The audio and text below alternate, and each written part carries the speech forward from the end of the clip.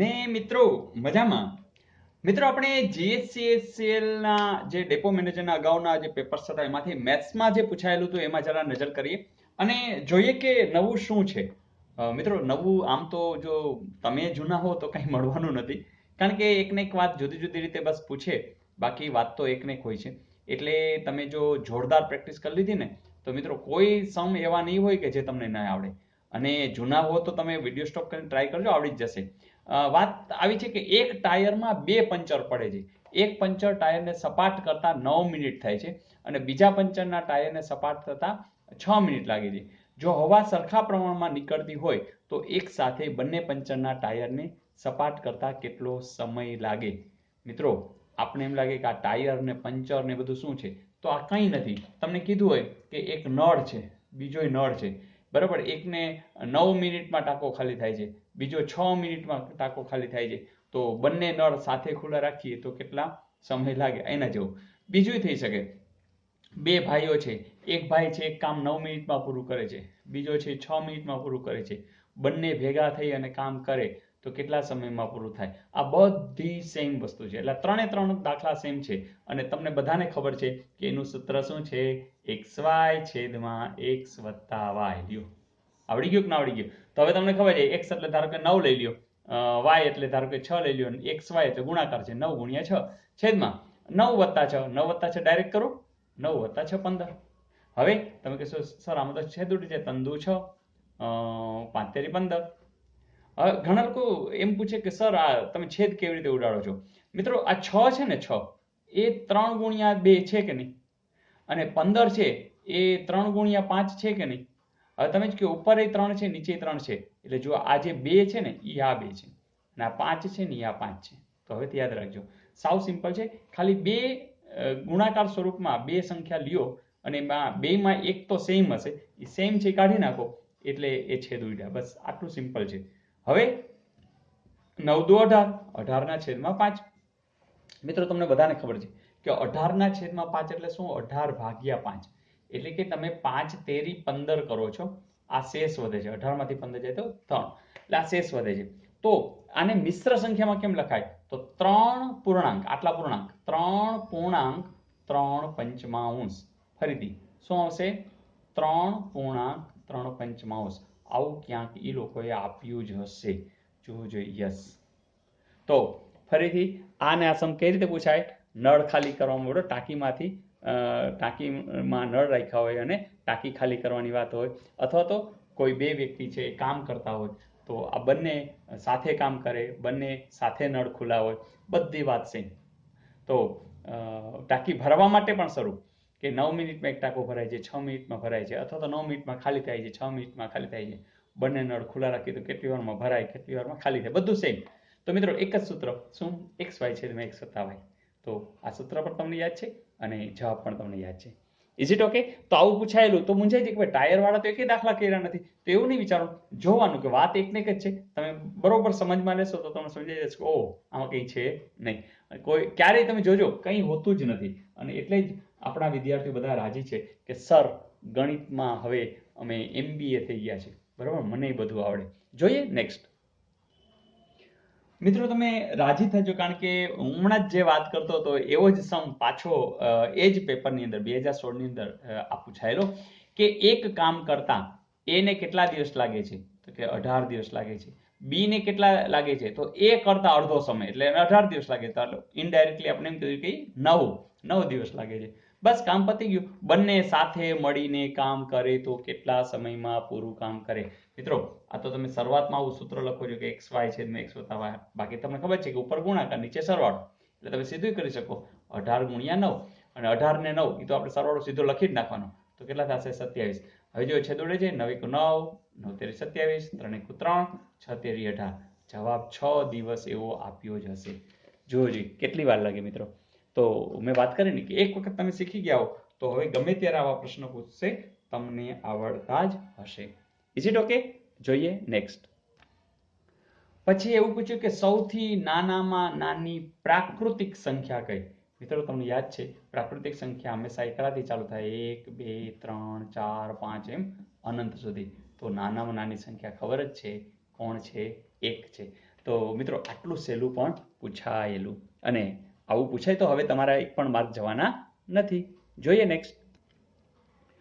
મિત્રો અહીંયા એવું પૂછવામાં આવ્યું છે કે વર્ગમૂળની સાઇન છે અને 0.0064 આવું છે, અને અહીં ઘનમૂળની સાઇન છે અને 0.000027. એટલે આમ જોઈએ ને મિત્રો તો અહીંયા 4 અંક પછી પોઈન્ટ છે, રાઈટ? 4 અંક છે. હવે જ્યારે વર્ગમૂળ હોય ને તો જેટલા આંકડા છે એના અડધા કરી નાખો. 4 ના અડધા કેટલા થાય? તો 2.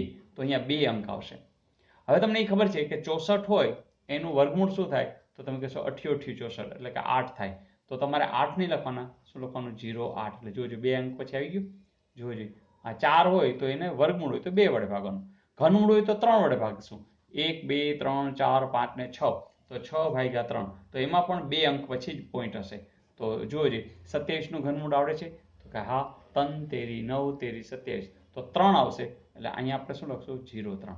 તો તમારે ટ્રાય કરવી તો કરજો. ધારો કે 0.03 હોય એનું તમારે ઘન લ્યો જોઈએ તો 3 તેરી 9 તેરી 27, અને 2 આંકડા 2 આંકડા 2 આંકડા 6 આંકડા પછી પોઈન્ટ મૂકો એટલે સ્વાભાવિક છે એ તમારે આ જ આવી જશે. તો એકને એક વાત છે કે તમે આનો ઘન કરો તો આ આવે, આનું ઘનમૂળ કાઢો તો 0.03 આવે.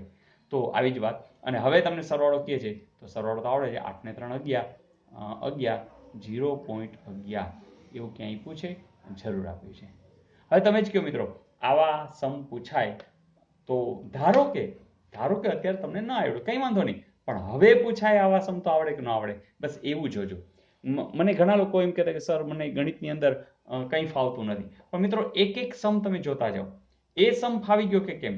અને તમે જ્યાં પણ હો ત્યાં એક મિત્ર વર્તુળ એવું બનાવો જ કે કોઈને કોઈ તમને હેલ્પ કરે, અને એવી હેલ્પ છે એ તમને ઝડપથી આગળ લઈ જશે. અને બાકી મૂંઝાય તો આટલો મોટો પરિવાર છે અને તમે કોમેન્ટ્સમાં પણ જરૂરથી લખી શકો છો. પણ આનંદથી કામ કરો, મૂંઝાયા વિના કામ કરો. જોઈએ નેક્સ્ટ. પછીના પ્રશ્નમાં આવું છે કે જો x અને 5 નો ગુણોત્તર મધ્યક 15 હોય તો x બરાબર શોધો. મિત્રો આ પણ એક સૂત્ર આધારિત જ વાત છે કે તમને કોઈ સંખ્યા આપી છે, ધારો કે a, અને બીજી સંખ્યા આપી છે c, અને એનો ગુણોત્તર મધ્યક, મતલબ કે જે ગુમ થયો છે બરાબર, તો ગુણોત્તર મધ્યક ધારો કે b હોય તો એક સૂત્ર યાદ રાખજો. શું ખબર છે? કે b બરાબર વર્ગમૂળમાં ac. બરાબર? તો ગુણોત્તર મધ્યક એટલે કે b બરાબર વર્ગમૂળમાં ac. વર્ગમૂળ યાદ ન રહેતું હોય તો વર્ગમાં ac. ac એટલે એર કન્ડિશન વર્ગની અંદર ગુમ થયેલા હોય મળી જાય, કારણ કે ભરભરતા બપોરની અંદર બી ત્યાં જ બેઠો હોય વર્ગની અંદર. બરાબર? વર્ગમાં વર્ગમૂળ છે મિત્રો, વર્ગમૂળમાં એસી. બરાબર? તો ગુણોત્તર મધ્યક, બરાબર યાદ રહી ગયું કે નહીં મિત્રો? ગુણોત્તર મધ્યક બી એટલે શું? તો કે વર્ગમૂળમાં એસી. બરાબર? તો વર્ગમૂળમાં એસી એટલે એ અને સી નો ગુણાકાર અને એનું વર્ગમૂળ કરવાનું. હવે તમે જ કહો ગુણોત્તર મધ્યક એટલે કે બી તમને આપ્યો છે કે નહીં? બરાબર? એટલે અહીંયા કેટલા મૂકશો તમે? 15, અને પછી x ગુણ્યા 5. હવે મિત્રો એ તમને ખબર છે કે આ વર્ગમૂળની સાઇન મજા નથી આવતી, તો બંને બાજુ તમે વર્ગ કરો એટલે આ વર્ગમૂળની સાઇન વહી જાય. એટલે કે 15 નો વર્ગ બરાબર x ગુણ્યા 5. જો વહી ગયું કે નહીં? તો અહીંયા 15 નો વર્ગ આવી ગયો અને અહીંયા વર્ગમૂળની સાઇન ઉડી ગઈ. 15 નો વર્ગ તો તમે તરત કહેશો 225, એટલે x ગુણ્યા 5. તમે જ કહો આ ગુણાકારમાં 5 છે એને આપણે આ બાજુ લઈ જઈએ તો ક્યાં આવી જાય? ભાગાકારમાં. બસ જવાબ મળી ગયો મિત્રો. તો આટલું જ કરવાનું હતું. જોજો 225 મોઢે જ થઈ જાય છે, પણ તેમ છતાં કોઈને ન ફાય તો 5 ચોક 20, ઉપરથી પાંચડો ઉતાર્યો, શું આવશે? 25. તો જવાબ આવે છે 45. એવું ક્યાંય છે? હોય જ, કારણ કે એને સાચો જવાબ તો અહીંયા લખવો પડે ને. તો મિત્રો તમે જો કે આટલું સહેલું અને લગભગ લોકોને આવડી જાય. ધારો કે આ સમ ન આવડ્યો કોઈ ટેન્શન ના રાખો, આજે શીખી ગયા કે ગુણોત્તર મધ્યક કેમ શોધાય. એક પૂછી લો તમને, ધારો કે એમ કે 25 અને 4 નો ગુણોત્તર મધ્યક શોધો. ચાલો શોધો જી. 25 તથા 4 નો ગુણોત્તર મધ્યક શોધો. તમે જ કહેશો 25 તથા 4 નો ગુણોત્તર મધ્યક ધારો કે b હોય તો શું આવશે? વર્ગમૂળમાં ac. ચાલો a કેટલા છે? તો કે 25. c કેટલા છે? તો કે 4. તો શું આવ્યું? વર્ગમૂળમાં 25 ચોખ્ખું 100. તો 100 નું વર્ગમૂળ તો તમને આવડે જ છે. શું આવશે જવાબ? 10. તો 25 તથા 4 નો ગુણોત્તર મધ્યક શું છે? તો 10 છે. તો મિત્રો આવું કંઈ પણ પૂછાય, 3 ચલ છે એમાં કોઈ પણ એક તમને નહીં આપે, બાકીના 2 આપી દેશે અને તમે શોધી શકો. તો મજા આવી. તો આવા કેટલા બધા સમ આની અંદર આપેલા છે અને હું એક્સ્ટ્રા સમ પર તમે જુઓ છો હવે મૂકતો જાઉં છું.